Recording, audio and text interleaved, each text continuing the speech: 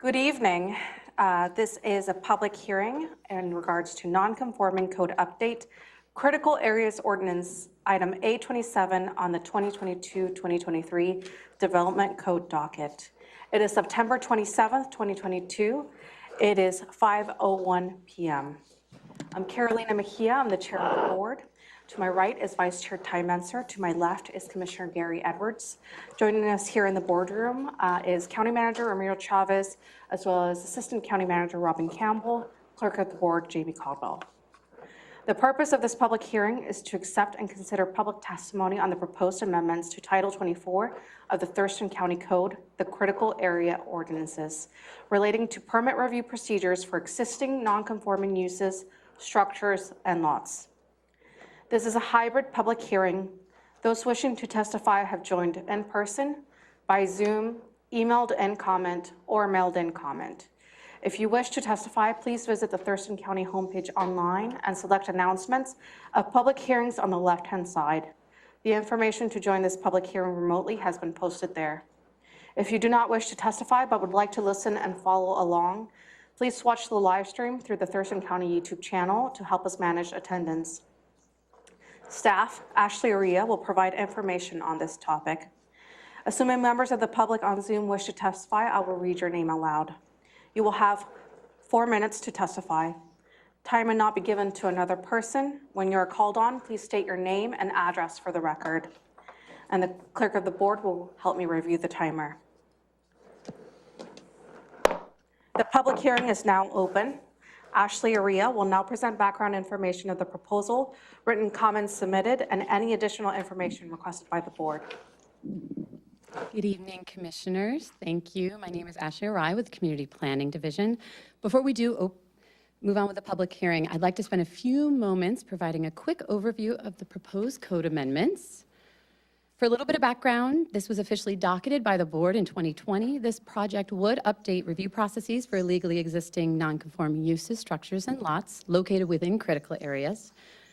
Development Services staff identified this project as a priority update that would save time and costs for applicants without undermining important environmental protections. It would also bring us more in line with other counties in Western Washington, which allow administrative review of many critical area permits for non-conforming single-family homes. If we could just forward 2 slides. There's just that background I covered. Moving on to a quick overview of the code update. So these code updates would only apply to those uses, structures, and lots that were established before the Critical Areas Ordinance was adopted in 2012. This update did expand many buffers, turning legally built homes into non-conforming structures overnight in some cases. Under current provisions, even basic repair and improvements may trigger a costly and lengthy hearings examiner review, regardless of their impact on critical areas. Following board direction in 2020, an internal team of Natural Resources and Development Services staff worked together to identify project types that could be shifted from a hearings examiner review to staff without compromising any of the underlying environmental protections. 3 specific project types were identified given their de minimis impacts on critical areas. The first would be allowing staff to review additions in non-functioning buffer areas. These are buffer areas located on the landward side of a home that no longer provide any environmental protections. A good example of this may be a long-established asphalt driveway located in front of a house. The second would be letting staff review any alterations within an existing building footprint, consistent with the state's current guidance on repairs and improvements to existing structures. Right now, any projects that cumulatively exceed 50% of a home's value are required to go to the hearings examiner. This does significantly limit a family's ability to maintain their home over time. Finally, standardizing review for impacts in surface water buffer areas. The updates would allow staff to review impacts located a minimum of 100 feet from wetland edge, consistent with how staff currently review impacts in stream and riparian buffers. If we could go forward a slide, please. Here's an illustration that shows what this looks like on the ground. So to the left, we have a bird's eye view of a house and patio that were built before the Critical Areas Ordinance was adopted in 2012. Once the ordinance was adopted, the buffer area expanded to include the home, making it non-conforming. Under current provisions for non-conforming structures, most repairs and improvements would trigger a hearings examiner review. The proposed code changes would shift the review of 3 specific project types, as mentioned, from the hearings examiner to staff. The middle picture here shows the first project type. The arrow is pointing to an example of what might be a non-functioning buffer area. This would be a buffer area located on the landward side of the house, isolated from the critical area, and no longer providing environmental protection. Moving to the right, we have an outline of the existing home footprint where alterations would be reviewed by staff, regardless of the value of those improvements. And in addition to the 2 project types shown here, the changes would also allow staff review of impacts to surface water buffers, standardizing them across wetlands, stream, and riparian buffers. Forward, please. Notice of this public hearing was posted in the Olympian on August 29th. A corresponding news release and webmail update were also sent out on the same day. 1 written comment in support was received from the Olympia Master Builders this morning following the agenda setting, and that has been provided to you. A briefing was held with the board on August 3rd, and a follow-up briefing is scheduled for October 12th. After a thorough review, the Planning Commission did recommend approval of the amendments by a majority vote of 5-3. 3 of the dissenting members did submit a minority report, which was discussed at our August 3rd briefing. A SEPA determination of non-significance was also issued with no comments received, and the proposed code updates were shared with state agencies and affected tribes. Forward, please. I'm going to leave my comments to that so we can hear from the public tonight, but I would be happy to answer any follow-up questions at our briefing that is scheduled for October 12th. So Ashley, we'll go ahead. I want to give the commissioners a little bit of time if they want to ask some questions now. Okay. And then if there are some questions that cannot be answered now, then you can wait until October 12th. But I want to make sure that I give the commissioners that opportunity. Commissioner Edwards, we'll start with you. Do you have any questions on the presentation that Ashley just presented? No, I have no questions of Ashley or staff. I think they've done a good job. Thank you. Commissioner Menser? I'll save some of mine for the follow-up, but I do have one. So I was looking at the minority report before this hearing, and it says on page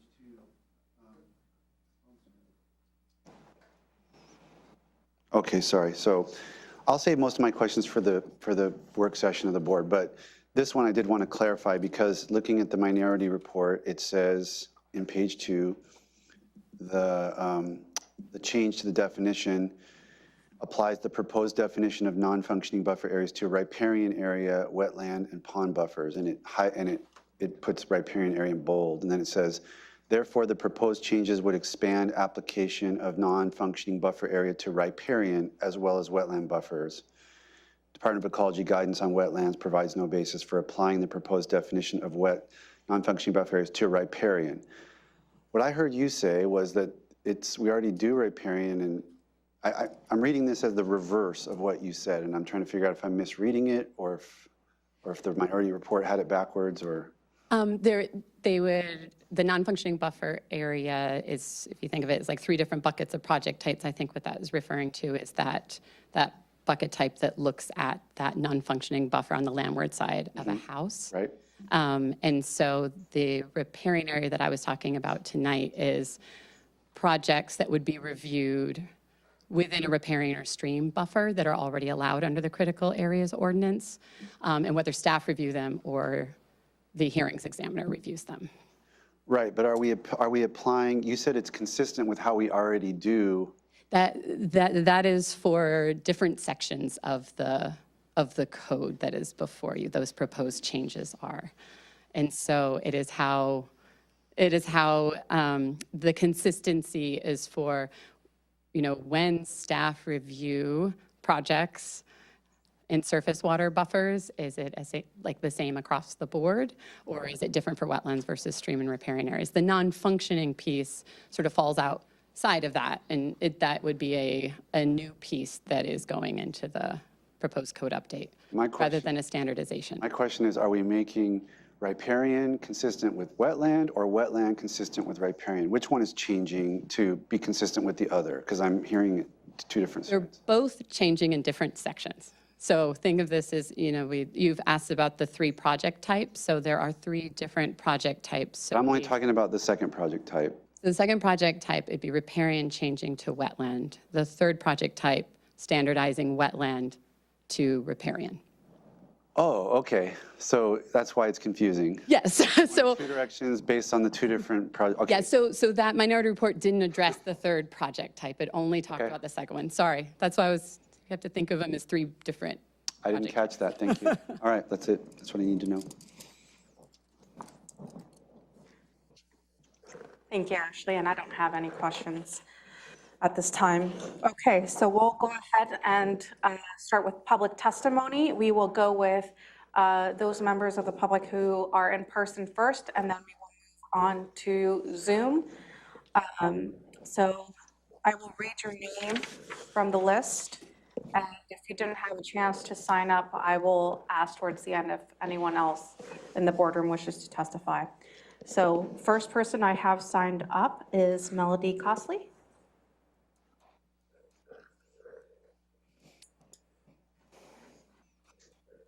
Hello. Hello. My name, Melody Cosley. I think you wanted my address. It's 4825 Bayshore Lane, Northwest, Olympia. And that's okay. Is that my 4 minutes? Okay. My husband and I are here tonight to voice our support for the Planning Department's proposed code changes for legally established nonconforming structures. We own an older house that is in the planning process to be remodeled, and it sits in a critical area buffer zone. Although we are not the ones who brought this request before the Planning Commission several months ago, we are grateful for those that did, because these updates would directly affect us and our process in a positive way. So I think it's important that you hear from people in the public that these proposals do affect. We have watched all the public planning commission meetings on this subject. We have attended the public hearings, and we've watched the workshops involved on this issue. So I think we're fairly well versed, although I didn't understand what just went down on the riparian thing, but that's too technical for me. Anyway, it is our belief that these code updates are, as proposed, are warranted in order to do 2 things. 1, to bring fairness to the application process for property owners who are simply looking to remodel their existing homes and or enclose a patio or a deck. And 2, to ensure that the critical area habitat protections are not weakened. So these code changes that would allow a small-scale applicant who has a legally established nonconforming structure to process their applications for remodeling their homes through an administrative review and not through the costly reasonable use exception process makes sense. The current process is extremely onerous. It's costly, and property owners in the past have had to make a calculated decision as to whether or not they can afford to go forward with their application for a remodel. Oftentimes, they simply can't. So that's why we're here tonight, to try to address this problem. And to those concerned that these code updates and impact on the protection of critical area habitats might be negatively imposed, I want to say that I believe their fears are not necessary. The critical habitat protections currently in place would not be affected by code changes like this.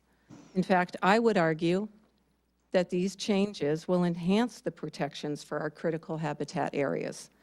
Property owners applying for remodel applications will need to have their site plans reviewed to ensure updated drainage and erosion control plans for impervious surfaces as well as for their structures, and that their septic systems are in compliance.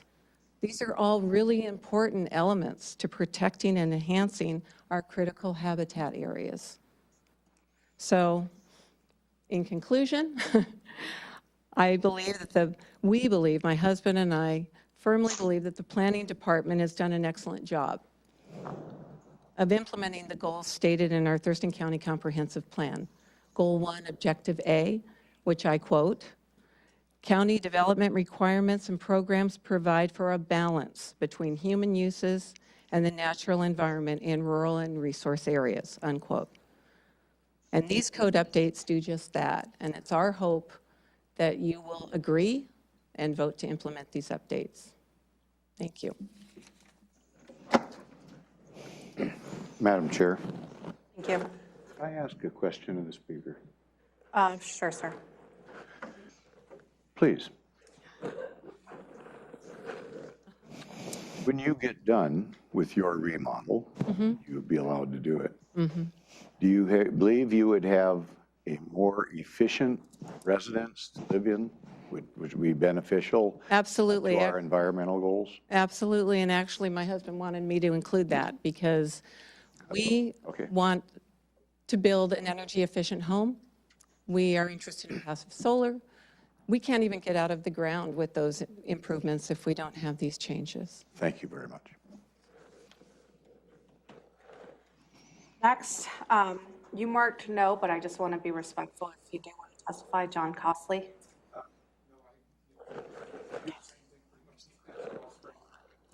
Okay, next. Callie? Jennings? Kale. I always joke that my parents didn't expect much out of me, so they named me after a vegetable. Okay, that helps me remember my name. Thank you, Commissioners. I appreciate the opportunity. My name is Cale Jennings. I live at 21344 Zinkner Valley Road Southwest. It's a Centralia address, but I am in South Thurston County, just over the border. I'm going to dispense with the personal background. You have my talking notes there. A little background about the property. House was built in 1940, according to the assessor's office. I have a photo showing the side backyard and the critical area that has not changed since 1954. Past remodels and additions have been done. Some have been permitted, some I found out weren't. I purchased in 2014. Even though it passed the building loan inspection, I knew there were issues. I didn't realize how many there were. And I started minor siding repair and realized the extent of the problems. And it's basically, it's a rebuild / remodel. The kitchen will remain. Nature of the project is repair to remodel a rotten and bug-infested structure to one that meets current codes and standards and energy codes. Replace a narrow, steep stairway on the front with a porch between the house and Zinkner Valley Road away from the critical areas to provide for future access as I age. The stairway replacement with a tiered porch may be called a small expansion under the code. It does not increase the impervious surface unless you count the pier blocks that the front porch sits on as impervious surface. It does not increase the actual footprint of the house foundation. Does not add any square footage in the direction of the critical area. And a rebuilding on the existing footprint, however, does exceed 50% of the assessed value of the home. And that's one of the things that triggered me on this. I won't go over the schedule other than to say I started this process by applying for permits in December of 2021 with the building department. In April of 2022, I got a letter saying that, whoops, got to stop everything. You need to go through this process and get an RUE, a reasonable use exception. Cost to date, $8,000 in engineering review and drawings, $5,000 building permit application, $5,000 I'm estimating for the wetland study I've had done, and $18,000 total, not including the economic loss explained below. Additional permitting costs, $4,800 for a reasonable use exception fee under current code, $300 for a reasonable use exception site plan for another $5,100, about $23,000. The economic loss, $1,600 per month rent while I try to get this project done. That's $19,000 a year. I applied to have solar panels installed. I went through an entire application, loan permitting, and all that to be told, well, you don't have your permits yet. We can't submit permits for the solar, and this is going to result in me losing the opportunity because, the loan company's already canceled the loan. It was at 3%. We know what interest rates are doing. I probably will not be able to afford that improvement in the future. And theoretically, it's possible if an RUE is not approved, the value of my property is zero, and I've lost my entire investment. I would say if that's not a possibility, well, then why do we go through the RUE process? Obviously, it needs to be approved, or I can't move forward. Bottom line, Current state of code requires a full hearings examiner process for reasonable use exception, even though environmentally critical area is not impacted. The proposed changes would allow for an administrative approval. That would save time and money, $4,800 for the application, additional consultant costs. So basically, that's my comments. I'm in favor of this. It is having a time impact and an economic impact on many, and potentially threatens loss of the value of the property for both myself and Thurston County. Thank you very much.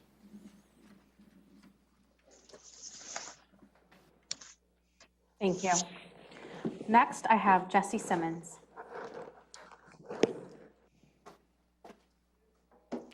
Good evening, Commissioners. Thank you for allowing me to speak tonight. As Ashley mentioned earlier, I submitted a statement on behalf of our members at Olympia Master Builders, and I'm here to represent them. I'll go ahead and read that statement out loud right now. Olympia Master Builders commends the Thurston County Planning Division for developing reasonable and logical changes to the county's development code listed under item A27 on the official docket. It is the goal of our organization to eliminate barriers to housing for all economic segments of society, and these changes get us closer to that goal. For too long, the permit process has been unnecessarily burdensome and restrictive to the people who can least afford to tackle the obstacles that this process presents. The proposed amendments to non-conforming projects in the Critical Areas Code allow for a streamlining of the process and a more customer service-oriented approach to smaller projects, such as alterations to property and even construction of some ADUs. The efforts to amend this part of the code also prove that a reasonable balance can be achieved that benefits both development and the environment. Olympia Master Builders looks forward to further progress toward making housing and development more affordable to more of our neighbors. Our office is located at 1211 State Avenue Northeast in Olympia, and then I can give my address too, is 3418 Harvard Drive Southeast in the Lacey Urban Growth Area. Thank you. Thank you. Next, I have Key McMurray.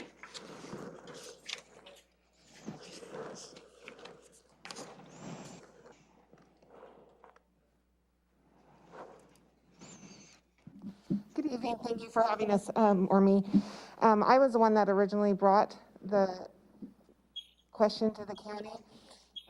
Sorry, my name is Key McMurray, and I'm with Key Environmental Solutions, and I'm a professional stream and wildlife biologist and a professional wetland scientist. And the reason that I brought this to the county, I did not know that Thurston County did not have this administrative review or variance process. I was working on a project with a large stream to the east, and all the buildings were to the west. And these are older buildings built in the early 1970s. Anyway, the county planning staff said, well, you need to do a full delineation and ordinary high water mark call for this project. And I said, why? Nothing I say is going to affect anything, because everything in her entire property is in the buffer of 250 feet. The project was to build 2 additional bump outs on the west side of a single wide trailer over existing asphalt area and an existing graveled area on outside of the, away from the critical area. So after talking with Brett Burrs in early 2020 on this project, we decided that, I said, well, why can't we just go through administrative variance? And he said, we don't have one. So that project ended up having to go through a reasonable use exception for 2 small bump outs to a single wide trailer. And we did agree that there was nothing that I would say that was going to help the buffer area at all. And there was no need to or cost associated for the landowner for me to do a full delineation, because nothing I would say is everything is in the buffer. So I've been bugging Brett and others in the planning department about this variance getting passed. Also, compared to other jurisdictions, Thurston County is the only jurisdiction that I work in that does not have an administrative variance process. It would greatly help the landowners and the planning staff. They won't have to be so far out on a reasonable use exception process. So I think it's really needed, and definitely will bring Thurston County up to meet the surrounding counties and the other jurisdictions. So, you guys have any questions for me? I have one. Go ahead, sir. What other jurisdictions do you work in, ma'am? Grays Harbor, Pacific, Lewis, Mason, Clark, Cowlitz. I have a big project going up in Snohomish County right now. I work all over the state, but predominantly in Southwest Washington. And those are all ones you have experienced having this process? Yes. Thank you. Okay. Any more questions? No? Thank All right. you. Thank you.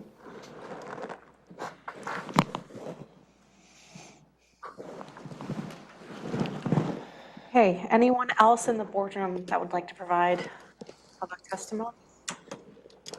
Going once? No? Okay.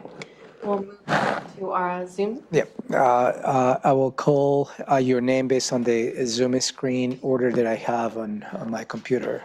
First, I have Ms. Phyllis Farrell. Go ahead, ma'am. You have 4 minutes. Good evening, Commissioners. Thank you for the opportunity to comment on Development Code Docket 827, the non-conforming code update regarding critical areas, Title 24. My name is Phyllis Farrell, a resident of unincorporated Thurston County. There are current provisions for reasonable use exemptions for property owners of legally non-conforming structures. While the goal of saving owners time and money is laudable, that should not be at the expense of critical areas. Because no net loss is not working, ecological functioning and environmental protection should have a greater priority. The current codes were developed to protect environmentally sensitive areas. The proposals would allow alterations to existing non-conforming property structures in critical areas subject to administrative review. Critical areas are by definition to be protected from development, including further development. Administrative staff review could be subjective and unfairly subject county staff vulnerable to permit applicant pressure from property owners. There should be no modifications in existing critical areas except possibly for those that might have a documented environmental benefit. For example, the installation of solar panels. But that could be accomplished through the reasonable use exemption. The current code proposals would encourage more applications requesting development modifications, increased use, and environmental impacts threatening already fragile ecological function. Avoid, quote, death by 1,000 cuts. In conclusion, the proposed code updates do not appear to protect critical areas for the future against no net loss. I urge you to not support the proposals. Thank you. Thank you. Next, I have Mr. William Kingery. Go ahead, sir. You have 4 minutes.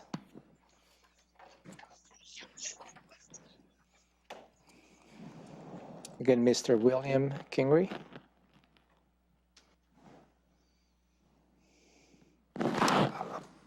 That will conclude public testimony, Madam Chair. Okay, so the next part for this is discussion. I know that we have a discussion and a follow-up briefing scheduled on October 12th, 2022, but is there discuss at this time? Commissioner Edwards, we'll start with you, sir. I don't know that I'm going to go into a lot of discussion. I would just let my seatmates know that I feel this is a very timely adjustment to our code, and I am prepared to vote for that tonight if I get a second. Commissioner Menzer. I have a couple of questions to take up with staff before the 12th, but I don't have anything for tonight. Okay. So I don't have any discussion items. I want to be respectful of Commissioner Menzer and his follow-up questions on October 12th. So with that, the next action would be to move to close the public hearing. I'll move to close public hearing. Second?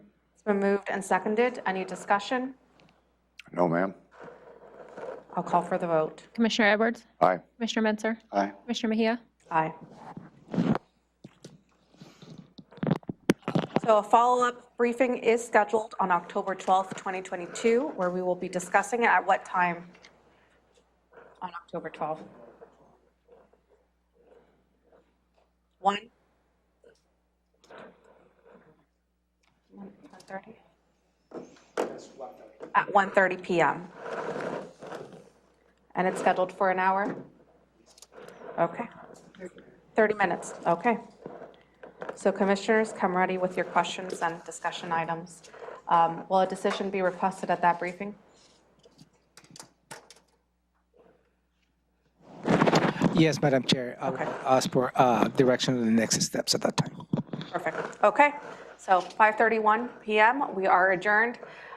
If you are logging in early for our Tuesday 6 p.m. meeting, we will be starting shortly, 30 minutes.